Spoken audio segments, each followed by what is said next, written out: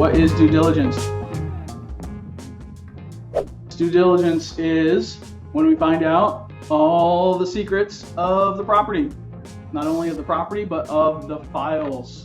We do due diligence when we are entering into a contract. We are currently, DeRosa is under contract on a 20-unit property. We are going to buy it. We are going to own it. We're going to run it. We're going to manage it.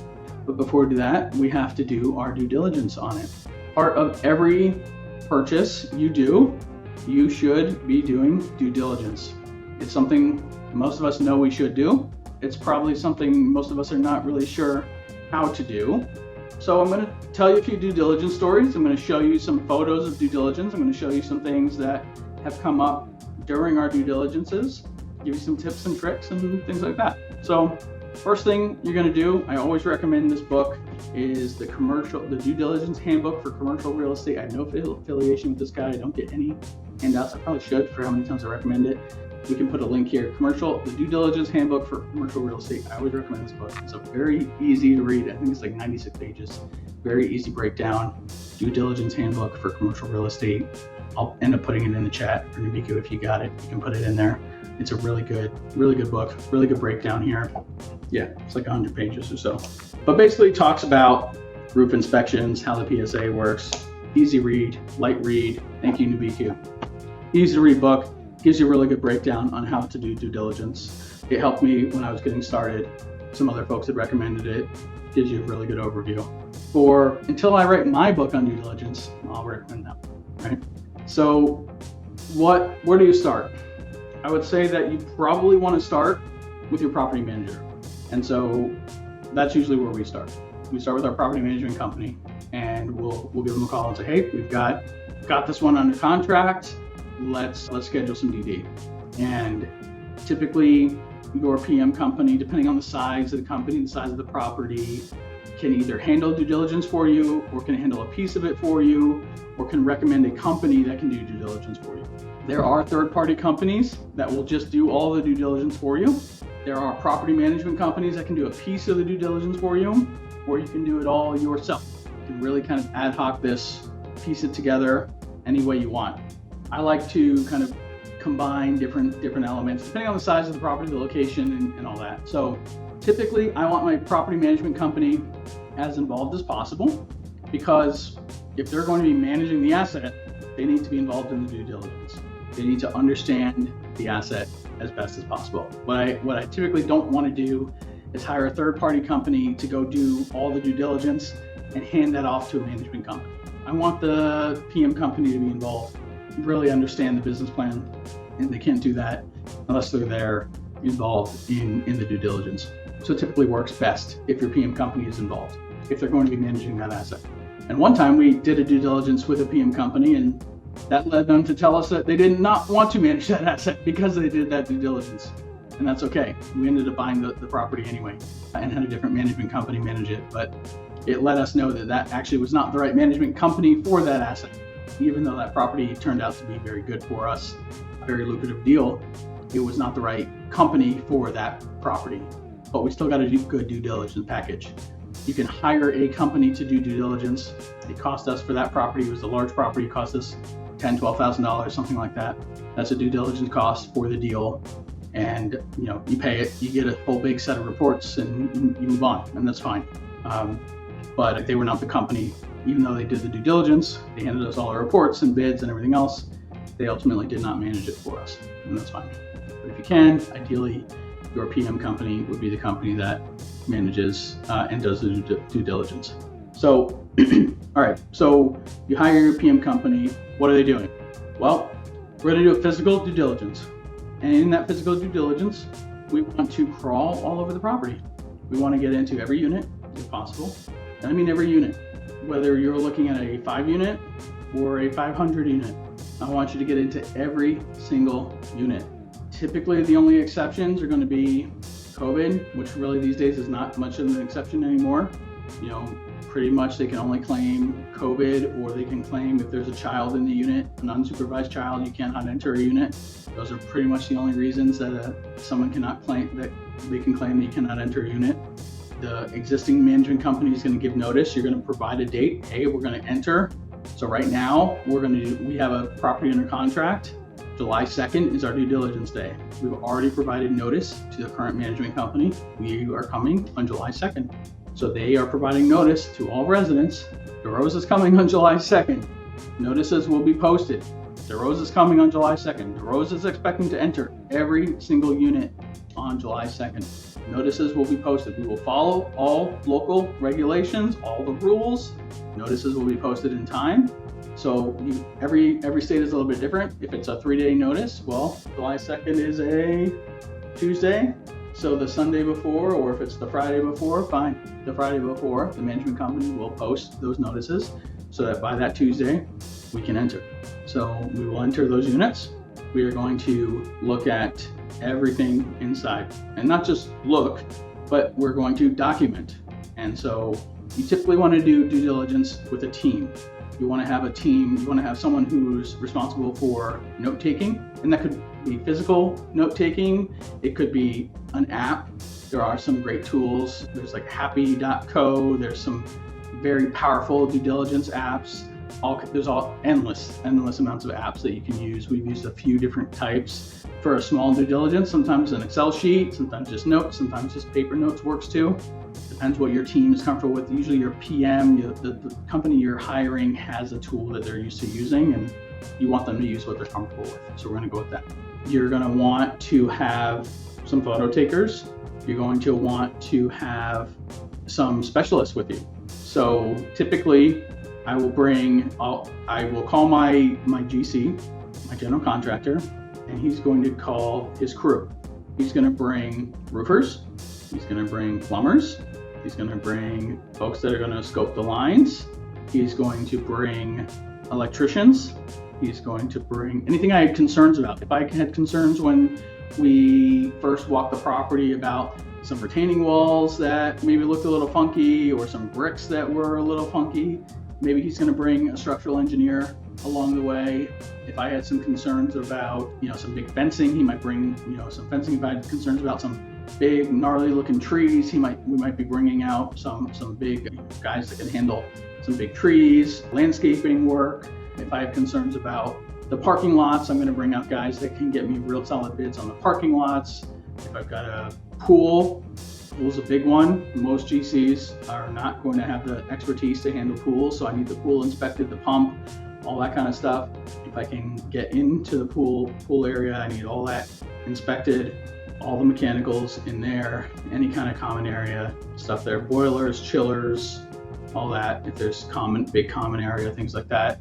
I'm going to need to get onto all the roofs. I'm going to need to get into every common area thing. If there's specialty things like gym equipment, I'm going to want to get somebody out there that can look at all of that. If there are basements, I might need a specialist that can get in there and look at, potential flooding or basement issues that could be caused in basement, or if there's need for sump pumps or things of that nature. Could be staircases, could be windows, could be any number of big capex. Basically anything that you saw in your initial kind of walkthrough of the property that you thought might be an issue, you're going to want to bring a specialist. You're going to want to bring somebody out to get those bids together during your DD, because you want as much information as possible. This is the time you got it cracked open. You've got access to every unit. You've got access to all the basements, all the common areas, all the roofs. So get out there, get everybody. You want a flurry of activity happening. You want everybody all over the place. You want everybody to be climbing all over the property. Like I said, it's like a fun kind of hum of activity, right? So you're getting all the bids together. They're gonna you basically, the way I like to do it is I communicate that with my GC, and then he communicates that to all the different subs, and he'll go and let everyone know the different areas of concern, and then he'll handle and coordinate all that. You're also going to have pests, so we're going to be getting pest inspections. We're also going to be probably getting things like, Eric, I don't know that book. Eric is asking about how does the book recommendation, the Hands-Off Investor, I don't know how that book compares as far as a due diligence deep dive. I have not read that with respect to deep dive investing, due diligence. I thought that was due diligence on syndicators, not necessarily due diligence on how to do due diligence on a deal. So I don't think I've not read that through that lens. We're also, when we're doing due diligence, we are looking at the team. So part of due diligence is we're going to interview the team that's there. We're going to have our new property management team interview the existing property management team. We want to know, do they want to stay on? We want to know what kind of work orders are they dealing with? We want to know what kind of, what are the problems that the current resident base has? Both, we want to talk to maintenance and in the leasing office. We want to find out, all the things that we were assuming, how are renewals going? What are they renewing for? How fast are leases going? What kind of marketing is working? What units go more? What kind of concessions are needed? All the things. You're basically interviewing the whole staff, not only to find out how things have been going, but as potential interviews, because they may want to stay on as your employees. Because when you have a large property, typically the staff will want to stay. Not always. It's a mixed bag. But think about from the staff member's perspective. They go to work at this property every day. Just because the owner's changing hands doesn't necessarily mean that they want to leave with that owner. They go work at this property. They maybe don't care who the owner or management company is. They want to go work at this property. So chances are they want to stay at that property. And so they want to interview with the new ownership group or the new property management company. So chances are they will tell you what you want to know about and find out about that new property. So a huge wealth of information. When we interviewed the staff for Diamond Ridge, I'm going to show you some photos from Diamond Ridge. The maintenance tech said that property was known in town as the monster of Winston-Salem. So that was good news to find out during our due diligence. But hey, you find out what you find out, but you never know what you're going to find out during those interviews. But you find out, are they going to stay on? Are they interested in staying on? Just because they're interested doesn't mean that you are interested, because you don't know. They still have to pass your qualification standards as well. So we definitely want to interview the staff. We might have staff that we want to bring on anyway, so they may not fit for us, but maybe they'll fit for a different property for us in our portfolio or the management company. We also then are so we're building our CapEx budget. We're understanding our site staff, and then the leasing team. Typically, we're bringing in managers from other properties, and we're looking at all the leases. What we're doing is we're taking the rent roll, and we're matching up the rent roll against the leases, and we're literally reading the leases. We're looking at the security deposit amounts that are in the lease compared against what is listed on the rent roll, compared against what is in the registered in the bank account for that person. And so you've got a couple data points that you're looking for the lease that you want to check against, and you want to make sure that the data has been collected, the lease is valid, that the rent roll is accurate, the data that's being represented in the software is the data that's in the lease, start date, end date, deposit amount, all those things, so that the data that we're working off of is accurate. Because the rent roll in the system is not enforceable, the lease is what's enforceable if we ever end up in court. So that's where we have to literally go through and read lease after lease. And on a 20 unit, that's easy. On a 300 unit, that's going to take some time. So your due diligence period may take longer than a day on a much larger property. Think about getting into every property, every unit. When we did Diamond Ridge, our 336 unit, I believe it was a 3-day DD. I think we had 3 or 4, 5 teams maybe. Each team, 5 teams of 4 or 5 people split up, each to get into each unit. A whole bunch of teams to get into the leases. And the physical DD happened over 3 days, but I believe the lease audit side of it lasted, a week or 2 weeks or so. It definitely takes a lot longer for them, the leasing team, to get in and read all the leases and get into all that. So all these things are kind of happening simultaneously, and you start to get all this information back sort of in piecemeal, but ideally you're collecting the data, collecting the reports, and you're starting to validate, and hopefully you're validating a lot of your assumptions. Maybe you're getting some good news, maybe you're getting some not so good news, but you're basically matching it up against your underwriting. You're matching it up against the things that you thought would work and your assumptions from your underwriting. Things that I want you to think about sort of as you're walking a property or doing your due diligence, I want you to think about, what does the property look like at night? Have you visited the property in the dark? How does it show, right? I'm going to show you guys some pictures of Diamond Ridge as we were doing our due diligence, before we did any work to it. This is $4 million ago, basically, and show you guys what we did. And by the way, that's my best tip for you, is take as many photos as you can, upload them all to a shared drive. We use Google Photos. So I have this log forever. This is my 760 photos from the 2 days, 3 days that we went and did due diligence at this property. I will always have, and I can always go back and reference this. And so it's uploaded in Google, and I have this record. And I have this for every property that we have, and I just take as many photos as I can. And yeah, there's a lot of duplicative photos in here, but I just snap away on my phone. I get it gets all uploaded to the cloud, and it works great, because then I have it for things like this, then I can share it with you guys. So definitely first step, first night we got there, we start taking photos at night. How do the signs show up? How does the property look at night? What does it look like? Is it dark? Obviously, are there common lights on or off? That light over the dumpster, great. I'm looking for dark areas. I'm looking for things that look out of place. I'm looking for graffiti on the walls. I'm looking for basically places I would or would not be comfortable kind of at night. Long dark corners of the property that I probably would not be comfortable going into. This was definitely an area we wanted to lighten up and brighten up with some lights coming in, things like that. Then we get into, okay, we want to come in and take a photo of everything. What are they offering? Okay, this person, that day they were offering half off the next month's rent. This day they were offering the price. You see, 1 bedroom, 1 bath, they were $525. 2 bedroom, 1 bath, $559 for a 2 bedroom, 1 bath with their special, with a half month free. That unit is now going, I believe, for about over $900, which is pretty crazy to look back and see that. But that's the day we were sitting there for due diligence. And so, good to have that record. I also take videos, so I can go back and see what did this look like. I can go through and see video of this unit that I walked through that day. Obviously, I have photos. I'm going to scroll through any photos with people in it, but what did the units look like?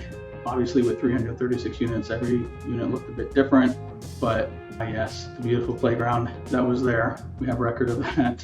Obviously, these are all of our before pictures, but it's great to be able to go back and see the records, see our beautiful pool before we did anything to it. This is due diligence. This is taking photos of everything so that you have that record. The other great thing about having these photos is that when you leave your property, if there's something that you've forgotten about or didn't quite remember or needed to go back and get another bid on, if you've taken enough photos, maybe you have a snap of something that you can go back and say, oh wait, yeah, I did remember. Maybe I do have a shot of the water splash up on that building down there. Maybe that wasn't the subject of your photo, but if you took enough, maybe there's something that you caught, maybe unintentionally, that can help you when you go back. So definitely want to take a lot of photos of as much as you can. Unit types, flooring, counters, layouts, exteriors, of course, any kind of flooding, any kind of amenities, you definitely want to take photos of that. This property looks so different. This was us negotiating for the loan that night, talking to our lender. We came back next day. We had asked for them to drain the pool overnight. They did. And then we got to work trying to figure out what was happening in the bottom of that pool that next day, trying to figure out all the stuff that was down there. It was a mess. Get into the pool house, like I said, try to figure out what was happening in there, trying to look at all the structural issues going on around there. Like I said, we had people all over that property, checking out the electrical, checking out the creepy stuff in the basements, checking out the plumbing and the lines in there, all the things, right? All the safety issues, the staircases that were broken and rusting, and all the electrical and the mold and all the things, man. Some structural things going on there, the signage. Oh, and of course I'll show this because it's matte, but the videos. So if one other important thing is, if your whole team is together, or if you're out there doing due diligence and your team is there, use that time to maybe shoot some content. If you're going to be doing capital raising, that's a perfect time to shoot some videos for capital raising. So when we're out there doing due diligence is also when we're out there getting ready for our capital raise. And so we will use that time with the team together. You know, while I'm off running the due diligence and working with the teams there, Matt and the rest of our team is there working on the capital raise, figuring out the stories to tell, getting that all together. So we're not just sitting around, you know, waiting for someone to come back and tell us how bad the sewer lines are, but actively working and raising the capital and all that too. So leverage the time, leverage the fact that you're there together, put Matt to work and make him clean the bottom of the pool. You know, make sure you take a photo of that. That's important stuff there too. And see, that's me just looking at these guys doing the work, right? See, we do. Matt does work. Proof, Matt does do some work. See, even when he's not here today, I'm gonna take a jab at him as I can. So all that, guys, that's kind of it. That's kind of my summary on due diligence. At the end of it, you get a million reports. I'll show you just a few. One should be a cap. Oh, that did not share. Hold on, let me go get it. Share screen here. I'll share the screen here. One is going to be a heavy kind of CapEx report. I'm not expecting you to read all these lines here. Just know that this is the CapEx report that had come back from our DD listing, like, hey, you're going to need 96 of these appliances. Gonna cost you $19.30 each, so we're expecting $185,000 appliance packages. Okay, great. 77 ice makers and 96 USBs and on and on and on, right?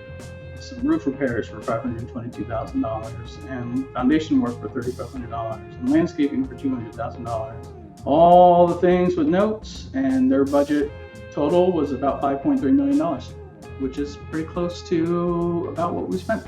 So that's not actually terribly far off. We ended up cutting a few things from the scope, adding a few things later on, but pretty thorough list of everything that we wanted to do there. The other thing you're going to get, this was a summary report that we got. You get all kinds of detailed reports, and it depends what software the team is using and all that. But what I did like is, you know, we got a list of, here, I'll zoom in a bit. So here, this is kind of a summary. So this summarized that, okay, for balconies and railings, 168 needed no work, 3 of them and 29 of them needed to be replaced. I can think they're breaking that between the two sides. So they were saying that about 32 needed to be replaced and 135 were fair, so they probably needed some work, right? Bathrooms, vanities, and sinks, you know, this many need to be replaced, and this 288 were in fair condition, and on we go, right? And so how many air handlers need to be replaced right away? And so you can really build your CapEx budget based on this, right? Evidence of bed bugs, right? 300 no, that's good. 35 yes, that's not so good, right? But at least then we know and we can handle that appropriately. And so this kind of summary at the end really helps you kind of cross-check with your budgets and make your plan. So this is a really great, especially on a large property like this, when you're looking at sort of mass amount of units. But if it's 20 units, then you should know every single unit. Unit 1 has X, Y, and Z scope. Unit 2 has A, B, and C scope. And you should have all of that together for each and every specific unit here, rather than just a summary count. And by the way, we did get detailed reports that showed each of these per unit, but at least for building a CapEx budget purpose, you know, you get all of this. So sifting through all those reports ends up being a fairly large effort as well. So that's due diligence. Love it. Due diligence is the time for me that's so exciting to dig in and find out the secrets of the property, find out what's going on, find out what was represented well, what was misrepresented. It's also a great opportunity to find additional revenue opportunities, you know, and that's the sort of the really fun part for me, is starting to think about, you know, what else could we do here? How else can we stretch our dollars? Where else can we make some money off of this place? You know, is there opportunity for a cell tower here? Is there opportunity to bring in other revenue in other ways, rent other spaces? Is there too much parking here? Can we rent out some parking to a different place? What other opportunities are there? So keep your eyes open, and be on the lookout for other ways to make some money. So that's due diligence. That's something that I'm really passionate about and really excited to have shared with you guys today. Really excited to do due diligence on our next deal, which is DeRosa Capital 18 here, which is already actually fully raised, believe it or not, fully raised on day one. Didn't even go public on that one, but more coming soon, actually, especially if you are a non-accredited investor. We are going to have some non-accredited deals coming very, very soon. You have to reach out to Jacob, though. You have to have a conversation with Jacob and get to know Jacob before you invest with us. If you are a non-accredited investor, you must talk to Jacob before we put out any kind of non-accredited offering. So you must reach out to us if you are interested in investing. You have to talk to Jacob. So if you have not talked to him, you will not be eligible to invest if we happen to have a non-accredited deal coming soon, and that might happen. So be on the lookout for that, and you can reach out to him. I think Nubiko can probably post how to do that, or just check out derosagroup.com/invest. Absolutely. And if you want to learn from me or from us, it's derosagroup.com/accelerator. And with that, always happy to chat, guys. You can check me out on Instagram, Justin_88realestate, derosagroup.com, all those things. Thank you so much for joining me on Cashflow Digest. Always a great time to fill in for Matt. Happy to have you guys here. Love the conversation. Thank you for joining me. We'll see you next time. Thanks so much.